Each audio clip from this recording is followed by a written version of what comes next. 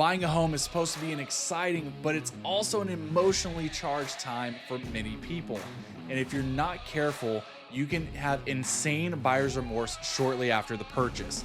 I believe in this video that I have given you a mix of 5 questions and or tips in order to help avoid buyer's remorse. Hi, my name is Jordan Brown and I help people just like you relocate to and buy in the Austin, Texas area every single week. And if by the end of this video, you're convinced I'm the person that you want in your corner representing you on the purchase of a new home, contact me today. My phone number is 512-337-3947. I'd love the chance to earn your business. And if you'd like to stay up to date with all my Austin area content, you can subscribe to my channel. And I also do a monthly newsletter on the first of every month. It has events, market insights, and more. I even give away $50 every single month. If you'd like to sign up for that for free, that is also down in the description. But without further ado, let's get right into it. These are my 5 tips and or questions that you need to ask yourself when touring homes to avoid buyer's remorse. Kicking us off with question number 1. Can you afford it? And while this sounds like a remedial question, many buyers often feel the pressure that just because you can get pre-approved for a certain amount through a lender doesn't mean you need to max that out. Here in the Austin, Texas area, renting is currently cheaper than buying. It wasn't always like that. In fact, during the pandemic, there was a time when buying was actually a little bit cheaper and more competitive than renting. But the roles have simply reversed. Buying is absolutely at a premium right now. So if you're going to go through with the process, you need to feel really good about your financial situation. Otherwise, I encourage that you rent until your income goes up, your debt goes down, or whatever situation needs to happen in order to feel comfortable with that monthly payment. Look, I'm not a financial expert, and this is not financial advice. However, if you have no basis as to what your monthly payment should be or a maximum should be, smart buyers in this market allocate no more than 28% of their gross monthly income towards housing. So for example, if you gross $10,000 per month, the maximum that you should be paying towards a mortgage is $2,800. And the reason this question is number 1, if you can't afford the payment, what are we even looking at this house for? You're quite literally setting yourself up for failure. And I'd say a good half of the time, buyer's remorse comes from people instantly regretting that they signed themselves up for a 30-year mortgage at a certain payment. So if the payment isn't what you want, don't buy it. Question number 2.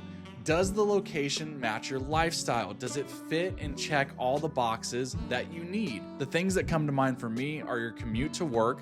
If you're remote, fantastic. But if you have to travel somewhere, are you okay with the travel times to and from work with peak traffic? What does that look like?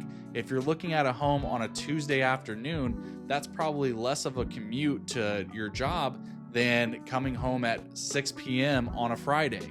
So how congested does that traffic get? How much commute time does that add? These are all little things you got to think about. And also, do the amenities match what you're looking for? I talked to a potential client who was looking to relocate from South Florida, and he mentioned that he's really big on going to the gym. So the places that I'm recommending that he looks at, what do you think is by there? A gym. I want somewhere that matches what he's expecting and what he loves to do to be relatively close to his home. So if you're someone who is looking in rural Texas, but you're expecting there to be dining, shopping, and nightlife, you're kind of setting yourself up for failure. So to wrap this one up, you want to make sure that where you're looking is going to provide the lifestyle that you want. Number 3, it's almost like a past relationship. While you're looking at other houses, are you thinking of this one? A lot of times, the buyers that I'm helping, their leading choice, even if it's one of the early options that we see, that one becomes the gold standard. They start comparing it to all the other houses. They'll say, this one's okay, but remember house number 2? It had that blank that I really liked. And the more of that you're doing, the more likely that home is really what you want. I'll give you a personal story. My wife and I, we toured 14 homes before we made the decision to buy the one that we're in right now.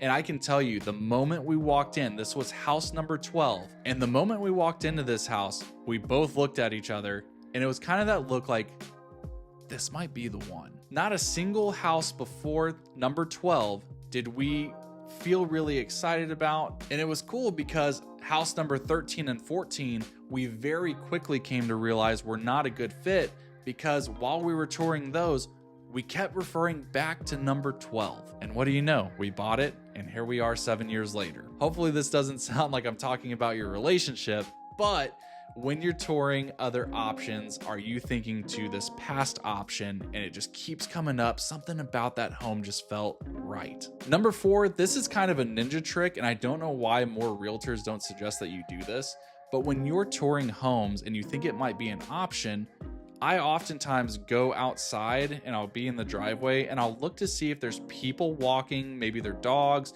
maybe it's a family walking around, or maybe someone's in their driveway, and I will go up and I will just ask them and say, hey, I'm a realtor. My clients are looking to possibly buy here in the neighborhood. What is your experience like? What is your feedback about the neighborhood? Because look, realtors, while I think are a great resource, they can't give you firsthand living information about every single neighborhood, right? Because they haven't lived everywhere. So go directly to the source. Go to the people who have lived there. I just did this yesterday with a potential buyer. I was sitting there trying to get the key out of the lockbox, and the neighbor closed their door, walked by, super friendly, and we just had a really quick, like 3-minute conversation.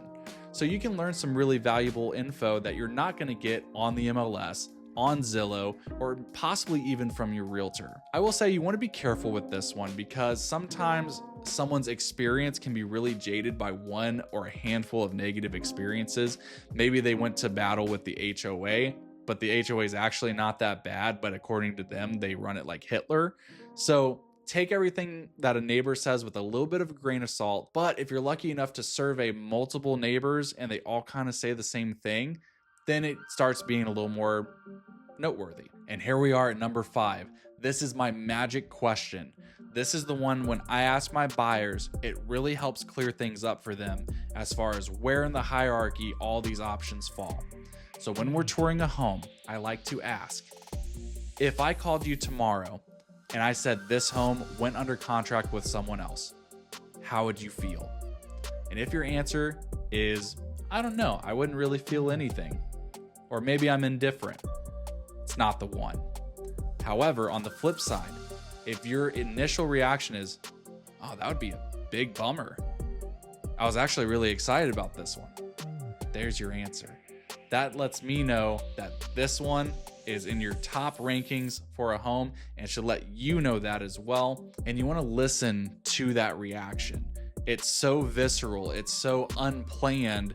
And when you ask that to yourself, or your realtor will ask that to you, trust what your reaction is. Because we can sit here and we can overanalyze data points. We can look at the features until we go blind.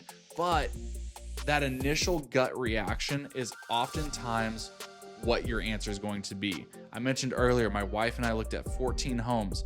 House number 12, as soon as we walked in, we both looked at each other, and it was just this gut feeling of, this is the one. And there it is. There are the 5 tips and questions that you can do to self-audit how you truly feel about a home and possibly avoid buyer's remorse. If you or anyone that you know is looking to buy a home in the Central Texas area, I want the chance to earn your business and be your realtor and represent you at a high level. My phone number is 512-337-3947. Please call or text me today. I help people just like you who find me on YouTube.